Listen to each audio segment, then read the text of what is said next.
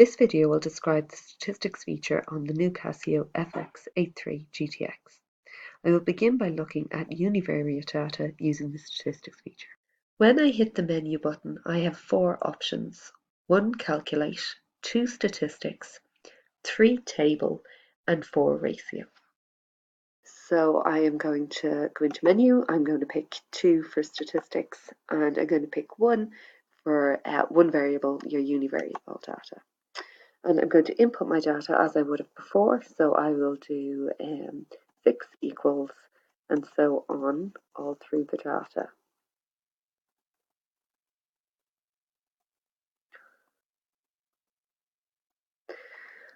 And I've got my 10 pieces of data in now.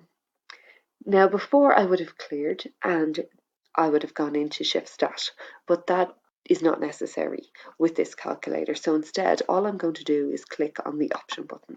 And what comes up then is a series of different options for me. I'm going to pick 3, and 3 is what we're normally going to pick. 2 just allows me to edit the data, so it's not particularly interesting. But we'll have a look at 3 and see what happens when I click 3. It gives me some statistical analysis of my data, and all that information comes up on the screen. So I don't need to pick mean or standard deviation, it all comes up for me, and then I just have a look and see what it is I need. So I have the screens over here so you can have a closer look at them. It's a bit small on the display there. So I have my mean, I have my standard deviation, I have the number of data points, I have my minimum and my maximum, which all would have been available in the previous calculator. Now included is the median, Q1 and Q3.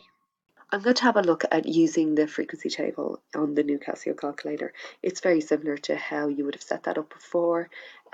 So what we're going to do is we're going to go into Shift Setup. We have this bar here, which means that there's further options. So I'm going to arrow down, and that gets me some more options. And the one that I'm looking for is statistics. So I'm going to hit 1 there, and I'm going to knock my frequency table on by hitting 1 again. I'm now going to go back into menu. I'm going to pick 2 for statistics. This is univariate data, so I'm going to pick 1 again. And I'm going to start to fill in the values for my frequency table. So I have 2, 3, 4, and 5. And then on the other side, I'm just going to fill these guys in. So 4, 2, 1, 3. It's just important to realize that your calculator doesn't store your data the same as the previous version of the calculator did. So you could go in and out of the data and it would always kind of remain in your memory until you cleared your memory. If you leave and you come back in, your data will be cleared. So I've inputted my data. I'm going to go to options and I'm going to pick 3 to get my one variable calculations. And there's my list of different calculations here, so I can arrow down to see them all. And I've put them over here on the screen so you can have a closer look at them. So we have just as in the last example, we have the mean, we have the standard deviation, we have the number of data points, the minimum, the maximum, the median, and Q1 and Q3. It might be worth mentioning to students that once they leave the statistics feature and return, their data will be gone. So that's different from the previous version of the calculator. I'm now going to look at inputting bivariate data into the calculator.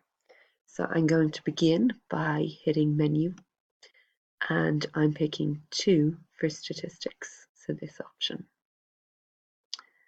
And now I'm going to pick 2 for bivariate, and I get my table up. You may notice that there's still frequency here. That will automatically fill as 1, so I can just ignore that. So I'm going to start filling in now. So 142 equals 148, and so on.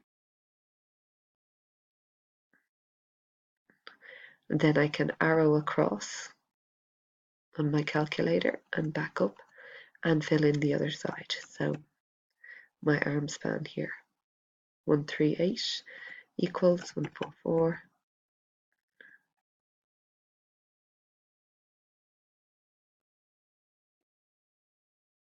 Okay, I'm now going to hit the option button, and this gives me 4 options here. I'm going to pick option 3 for 2 variable calculation. Alright, so I'm going to pick 3. And I get a number of screens here which give me lots of information, and I've put them over this side. And because again we have this little bar here, we know that there's further options that I can arrow down here.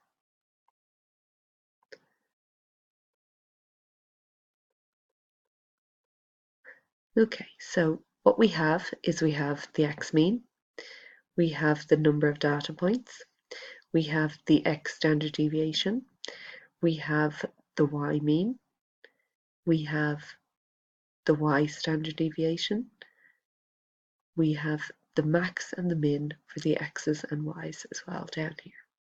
So that's the kind of information that we get there.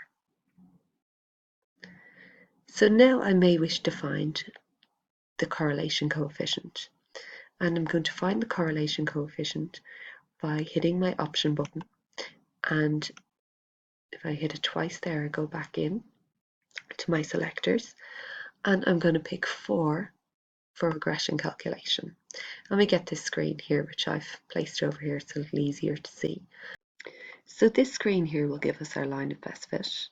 So A is going to be my y-intercept, B will be my slope, and R here is the correlation coefficient. So that's the information that I can get from that screen. I hope you found this screencast helpful.